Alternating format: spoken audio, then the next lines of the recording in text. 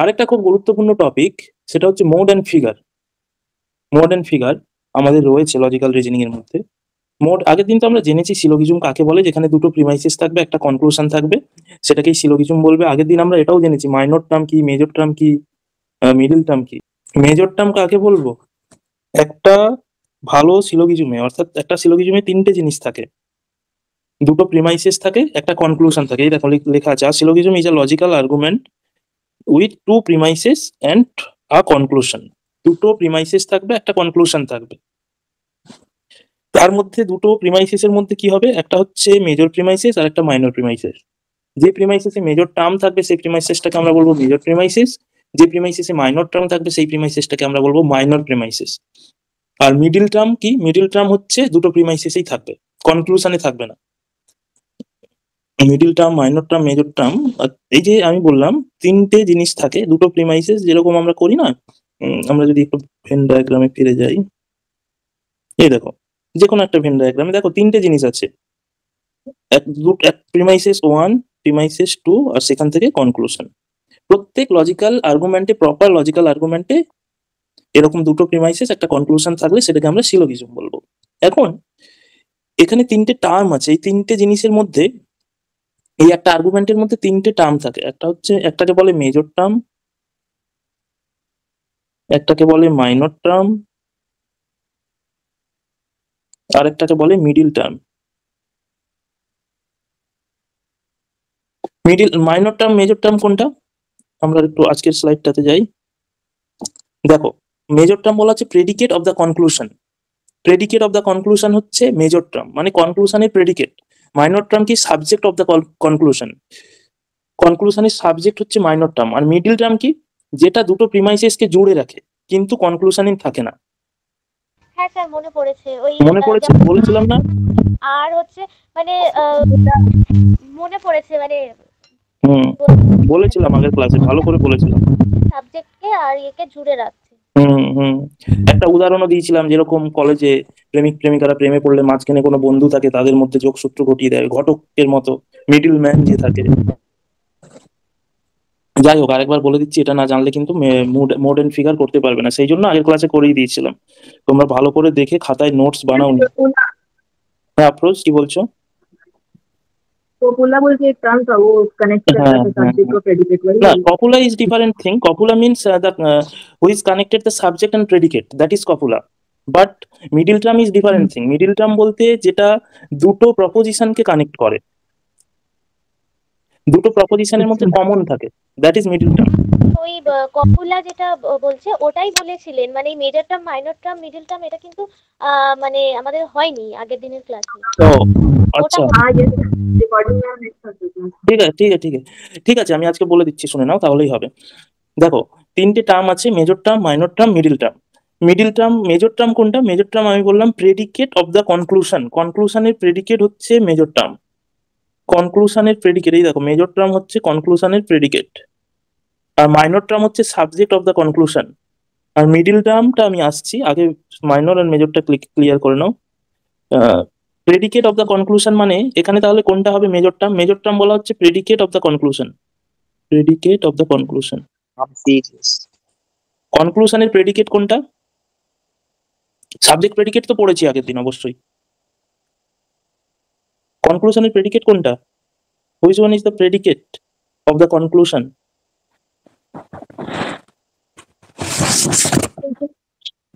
Predicate বলা যাচ্ছে না?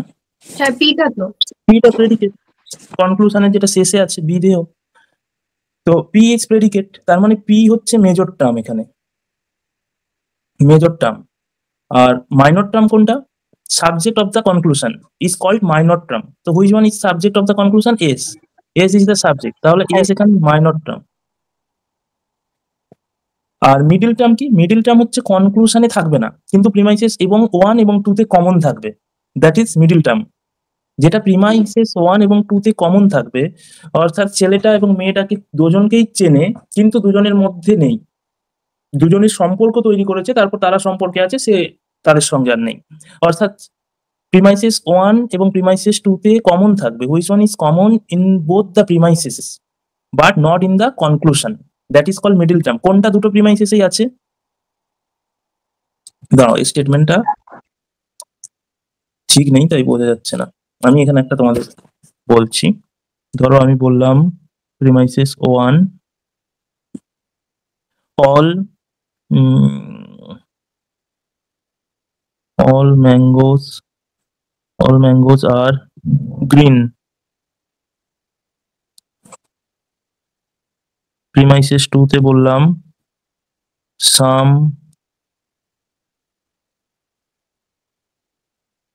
some green are apple.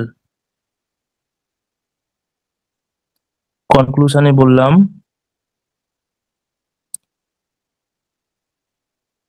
some mangoes are apple.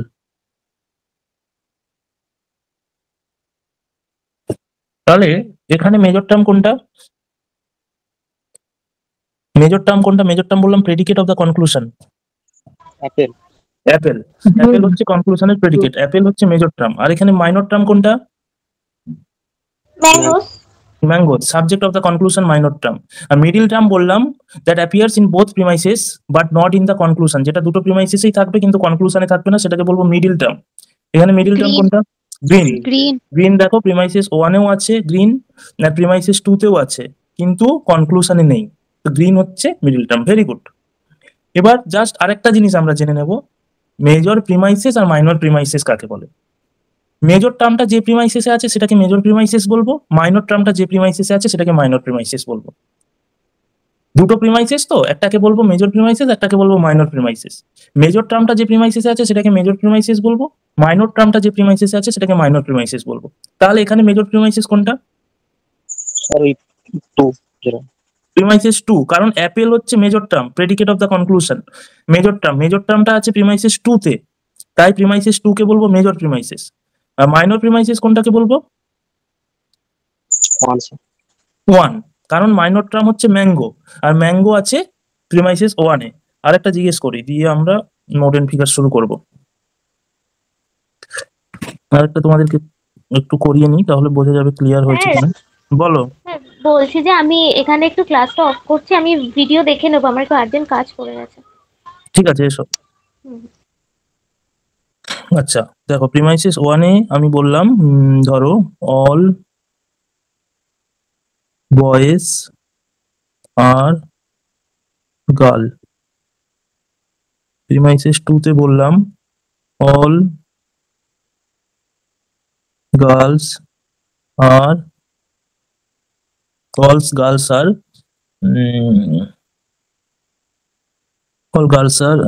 Main.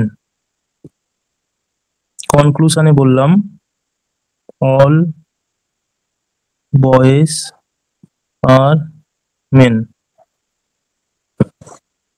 এখানে বলো মেজর প্রিমাইসেস কোনটা, মাইনর প্রিমাইসেস কোনটা? স্যার মেজর প্রিমাইসেস মেন আর মাইনর প্রিমাইসেস হচ্ছে major term men, minor term boys. আমি জিজ্ঞেস করেছি মেজর প্রিমাইসেস কোনটা, মাইনর প্রিমাইসেস কোনটা? 2 premises 2 major. Premises 2 is called major premises because the major term is there into the premises 2, and the minor term boys, Premises 1. premises 1 হচ্ছে minor premises because of the minor term is there, that is boys. Middle term, which one is middle term here? Girls. Girl is the middle term because it is common in both the premises but not in the conclusion. Very good, হয়ে গেল clear, major term, minor term, middle term. এবার আমরা mode and figure করব। Mode and ফিগারে কি আছে? Mode and figure হচ্ছে এমন, mode মানে কি? মোড মানে হচ্ছে তিনটে যে প্রপোজিশন, যেমন আমি এখানেই একটা উদাহরণ দিই, যেরকম ফার্স্ট প্রিমাইসেসটা কিসে আছে? মেজর টার্ম ফার্স্ট প্রিমাইসেসটা কোন বচন কিসে আছে বলতে, কোন বচন? এ বচন। এ বচন। সেকেন্ডটা ই বচন। এ বচন। সেকেন্ডটাও এ হবে, আর কনক্লুশন থার্ডেরটাও এ বচন। এ বচন। তাহলে এখানে মোড হয়ে গেল, এখানে মোড হয়ে গেল এ এ এ, এটা হচ্ছে মোড। অর্থাৎ মোড মানে কোন বচনে আছে তাদের, তারা কিভাবে অবস্থিত, অর্থাৎ বচনগুলোকেই মোড বলা হয়। আর ফিগার মানে কি? ফিগার মানে মিডল টার্মের অবস্থানটা কোথায়। এখানে মিডল টার্মের অবস্থান প্রিমাইসেস 1 এ প্রেডিকেটে আছে, প্রিমাইসেস 2 তে সাবজেক্টে আছে, অর্থাৎ মিডল টার্মের অবস্থানটা এরকম। মিডল টার্ম এটাকে দেখে ফিগার নির্ণয় করা হয়। আমরা পরের স্লাইডে দেখছি ফিগারটা কেমন। অর্থাৎ আমরা বলি না, ধরো আমরা স্ট্রাকচার, ধরো যাই হোক, আমরা মানুষের ফিগার নিয়ে কথা বলি, এই ফিগারটা খুব ভালো বা খুব বডিটা খুব ভালো, তো সেরকমই। তো মডার্ন ফিগারেও, এখানেও সিলোগিজমেও ফিগারটা কেমন, অর্থাৎ মিডিল টার্মের অবস্থান দেখে তাদের ফিগার নির্ণয় করা হয়। মিডিল টার্মটা ঠিক কোন জায়গায় আছে সেটাকেই বলা হচ্ছে ফিগার। তো দেখো, এটা হচ্ছে মোড টাইপ অফ মোড হচ্ছে, আমরা তো 4টে বচন, সেরকম 4টে ধরনের মোড হয়। এই যে example of mode A A এ, যেটা আমি বললাম, এখানে দেখো প্রত্যেকটা বচন এ বচনে আছে, তাই এটাকেই হচ্ছে mode is represented as a combination of this types. A A A, E I O হতে পারে, এ ই হতে পারে, অর্থাৎ বচনগুলো যেমন থাকবে সেটাকেই মোড বলা হবে। আর figure, the position of the middle term determine the figure of the argument. 4টে ফিগার হয়, ফিগার 1, ফিগার 2, ফিগার 3, ফিগার 4। 4টে ফিগার কেমন হয়? ফার্স্ট ফিগার, কোনটা হচ্ছে ফার্স্ট ফিগার? যখন মিডিল টার্মের অবস্থান এরকম থাকবে, অর্থাৎ প্রিমাইসিস 1 এ সাবজেক্টে থাকবে, প্রিমাইসিস 2 তে প্রেডিকেট থাকবে। মিডিল টার্মের অবস্থান যখন এই কোনাকুনি থাকবে, প্রিমাইসিস 1 এর সাবজেক্টে এবং প্রিমাইসিস 2 এর প্রেডিকেটে, তখন সেটাকে বলা হবে ফিগার 1। আর কনক্লুশনে তো মিডিল টার্ম থাকে না, জানো। ফিগার 2 কখন বলা হবে? যখন মিডিল টার্ম মেজর প্রিমাইসিসেও প্রেডিকেটে থাকবে, মাইনর প্রিমাইসিসেও প্রেডিকেটে, মানে শেষে থাকবে এরকম, সেটা হচ্ছে ফিগার 2। ফিগার 3 তে মিডিল টার্ম যেরকম সাবজেক্টে থাকবে ইন বোথ দ্য প্রিমাইসিসেস, মেজর প্রিমাইসিসও সাবজেক্টে থাকবে, মাইনর প্রিমাইসিসও সাবজেক্টে থাকবে, সেটাকে বলা হবে ফিগার 3। আর ফিগার 4, ফিগার 4 এ কি? ফিগার 4 এ যখন মিডিল টার্ম মেজর প্রিমাইসিসের শেষে থাকবে, মাইনর প্রিমাইসিসে প্রথমে থাকবে, এটা হচ্ছে ফিগার 4। মিডিল টার্মের অবস্থান কেমন তার উপর নির্ভর করে ফিগার তৈরি করা হয়েছে। আর মোড হবে যে বচনগুলো কিভাবে আছে। আমরা একটু কোশ্চেন করলেই বুঝতে পারবো।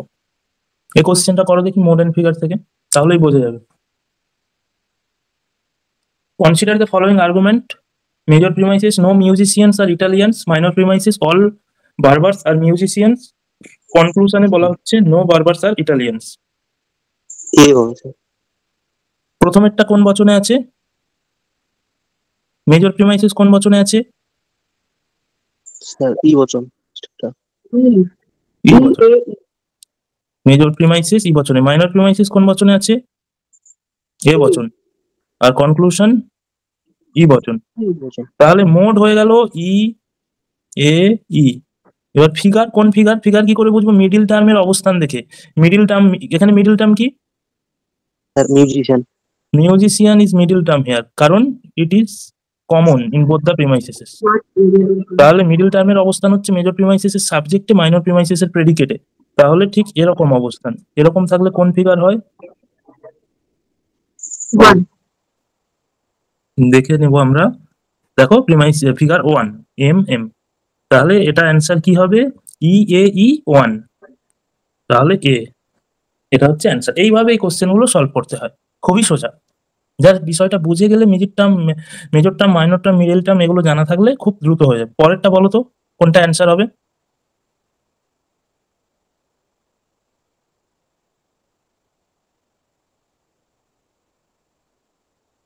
স্যার কি হবে? B B. B, E A E. প্রথমেরটা আছে ই বচনে, নেক্সট আছে এ বচনে, এটাও আছে ই বচনে। তাহলে মোড হয়ে গেল ই এ ই। ফিগার, মিডিল টার্মটা কোথায়? এটার মিডিল টার্ম কি? B. B is the middle term here. যখন মেজর প্রিমাইসিস, মাইনর প্রিমাইসিস দুটোতেই মিডিল টার্ম শেষে থাকবে, সেটা কোন ফিগার হবে? ফিগার 2। দেখো মিডিল টার্ম দুটোতেই প্রেডিকেটে আছে, এটাই তোমাদেরকে মনে রাখতে হবে। তাহলে এটা হচ্ছে হয়ে গেল ই এ ই 2, তার মানে বি অ্যান্সার। আরেকটা করো, এটা করো।